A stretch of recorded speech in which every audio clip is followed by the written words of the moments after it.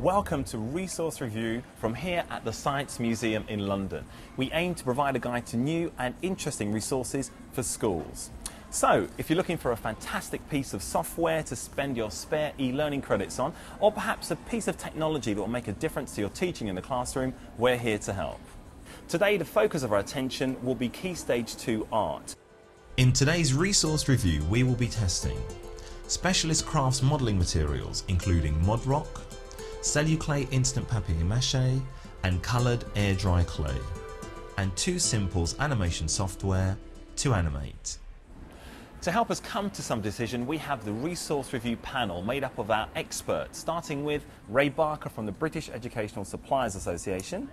We have Adrienne Jones, who's a freelance education consultant, and our subject expert, Dan China, who's a county art advisor for Buckinghamshire County Council, and Phil Beadle, who's Teacher of the Year 2004. Welcome to you all. Today we'll be looking at real resources being used in the classroom, and the teachers involved are Lucy Thomas and Alexandra Mayer from St Mary of the Angels School in Westminster. Let's see how they got on. And with these resources we thought we'd all make an angel. I just want you to look at this group of angels here. So, look at the colours. My name's Lucy Thomas. I am a senior teacher and a class teacher here at St Mary the Angels School in Bayswater. Does anyone know what this is called? Yeah. We've been studying sculpturing for the past few weeks and doing lots of using different materials, and here we've been given a batch of 3 different types of materials: mud rock, clay and papier-mâché. And the children behind me are experimenting and investigating with the different materials for their sculpture of an angel, hence St Mary the Angels School. The children felt that the mud rock was the best between the 3. The clay, which I think would be better for years 1, 2 and 3. And they've enjoyed using clay because they've made other things like jewellery using the clay. I am doing a little bit first. The papier-mâché had a great kinesthetic feel and it'd be wonderful for nursery.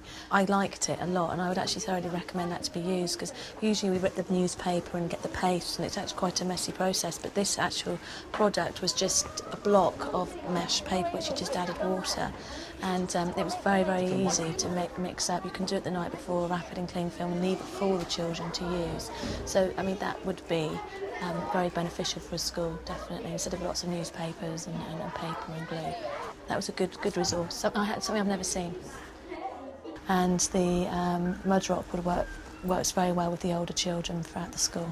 Okay, so put it round neatly, so I brush that. And I was cutting a wing like this one, and I was going to stick it down here, so then I could paper mesh it, put it over like that. So as I've done here, I was just going to go like that to stick it, and then I was just going to paper mesh it there.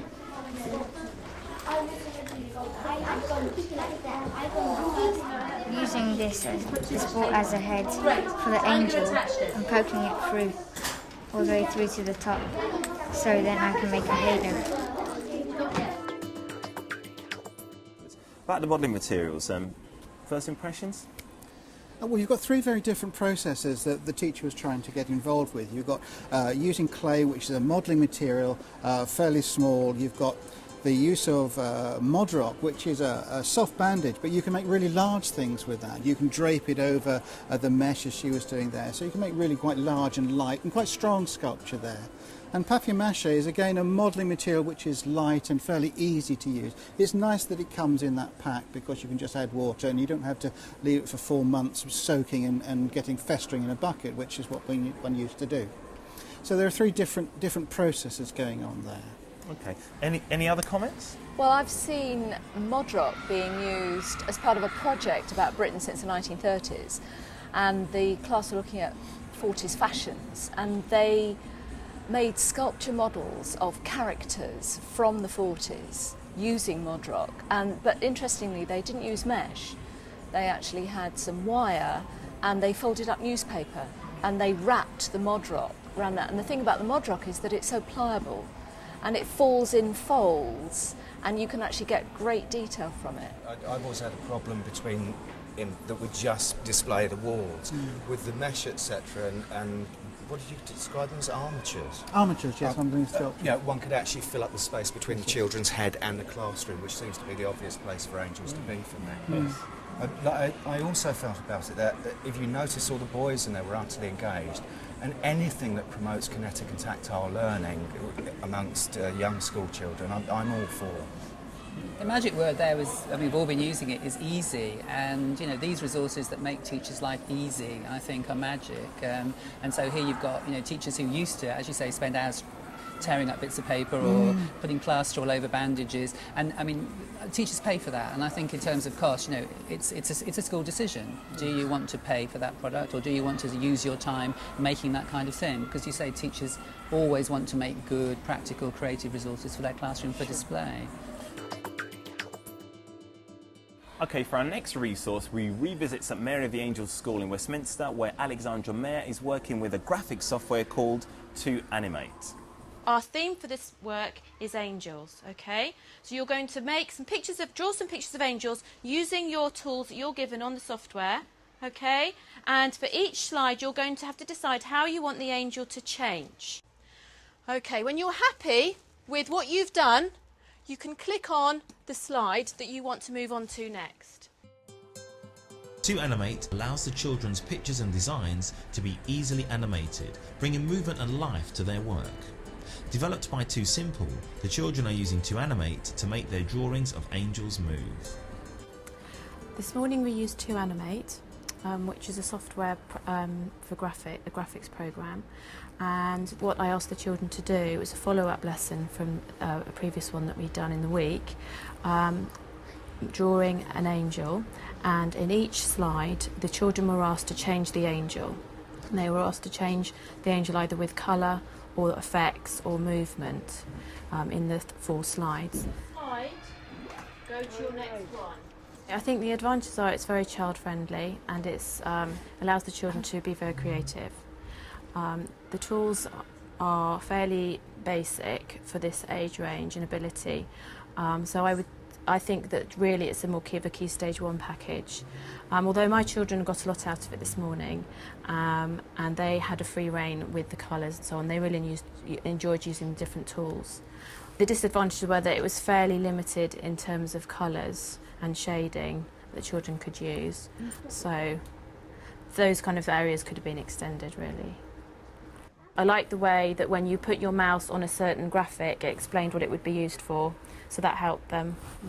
I would say in Key Stage 1 it would relate very well to the ICT scheme of work. For Key Stage 2, possibly not. So if it could be used creatively in other areas and linked to other areas of the curriculum, then that would work quite well, yes. And then if you want to go back, you can just click on stop, okay? Remember, when you're ready to, you're looking for the picture at the top on your toolbar, which is half a man's face and half a tiger's face. Can you see that, Kaya? Yeah? Are you ready to use that one? Okay, good. So, you've done it already. Excellent. They could type onto their picture, but they were very limited in space, and I didn't choose to use the writing because they weren't able to write very much. There was about 2 words they could have written, so it wasn't really very much point in going further with the writing. So the writing part could have been expanded, so they could have had more of an opportunity to type in part, for example, labelling their pictures and so on, and maybe doing speech bubbles for the angels. So that would have been more useful if that facility had been available. Can I see that one? Yes, are you sure? Okay, coming to you, Dan, as our subject expert. What do you think?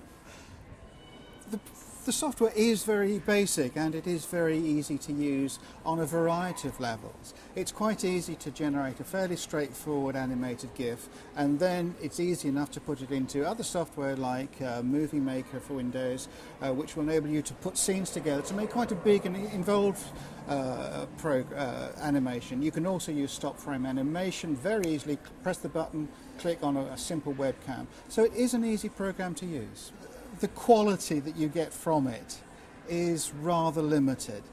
So is this something that could be networked across the whole school, or is it just something that's sold on its own? Or? Well, it is something where if you had it installed on a variety of different stations, then different children could generate different scenes, which could easily be put together to make a much larger piece of work, which would be an interesting project, because animation is new, and if it's this easy, then it means that information and ideas and learning can be developed in a much more interesting way. It's appropriate for different learning styles, as you were mentioning earlier.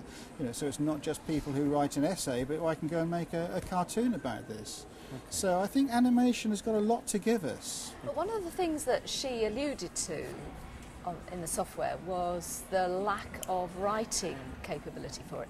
I mean, actually it's not intended as a tool for writing. It is a tool for children to understand animation. But what that does, by developing animated sequences, or a cartoon effectively, is give children an understanding of sequencing and maybe even developing character, so that they can add little bits and pieces to the character that they're animating. But what that then does is actually help to enhance their literacy skills. So it has a knock-on effect. So if you're talking about the sort of potential for integrated learning, using an animated package for art actually has lots of plus points for literacy too. What I thought was really interesting was the fact that when you bring ICT into a lesson like this, the teacher on the screen was talking about meeting ICT targets. She wasn't talking about art, she was talking about ICT. Now, where does that stop and where does that start? I think it's a real challenge. When you bring in a computer, do you stop talking about your subject area and start talking about the ICT side of things? And this programme is firmly focused on the art side of things. In our regular resource review roundup today, we have 3 alternative resources for your classroom. www.tate.org.uk/learning/kids is a free resource available on the internet, offering activities and interactive resources ideal for primary children. The book, I Can Cut and Stick by Ray Gibson is available from Usborne. Written for primary children, this book is bright and colourful with a variety of activities and projects. The Dare Primary CD-ROM by Innova Middlesex University is written for 5 to 10-year-olds. The CD-ROM features video, voices, drawings and other work by children, and comes with supporting teachers' notes. Okay, Dan, we've seen a vast array of resources today. Which, if any of the ones you've seen, would you put forward for a resource review recommendation? It's a difficult question, but I think ModRock is, you can use that in any classroom. You need relatively little resources, and it will fill a gap in the primary curriculum of allowing children to make large 3-dimensional pieces of work. So I think ModRock would be my recommendation at the moment. I think there's an awful lot of power across the whole curriculum using animation and digital work, but then that's limited to teachers who have the computers to do it. So I think I'll stick with ModRock for the moment. Okay, ModRock it is. You can find details on all of the resources that you've seen in today's programme on our website, which is teachers.tv/resource review. And of course, if you want to get in contact with us, you can do that by emailing resourcereview@teachers.tv. So, all it remains for me to do is to thank our panel for being here. Thank you for joining us, and we will see you next time at Resource Review. Goodbye.